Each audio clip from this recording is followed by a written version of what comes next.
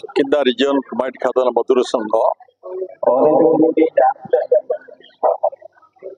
प्रति वर्ष परी ए वर्ष यूनियन मुख्य कार्यालय सम्मुख में पताका उत्तोलन करिसेंती। बहु संख्यार श्रमिक श्रमिका स्थानीय लोक माने योगदान करिसेंती। आज भारत स्वाधीन होईची, नुआ संविधान प्रणयन होईची।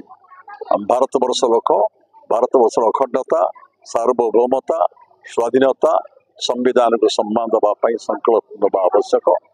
द्वितीय श्रमिक मानकर पुरातन संगठन होउची सुकिंदा रिजन कुमाइट खादन मजदूर संघ।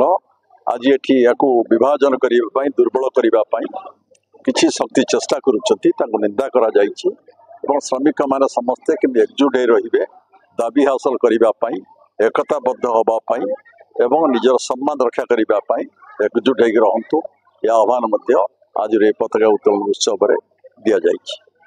पताका उत्तोलन उत्सव ये अंचल सौरिक अंचल जो मूल जातिर लोक प्रधानी माने आज प्रधानी मान स्वतंत्र भाव में सम्मानित करा जाइछि।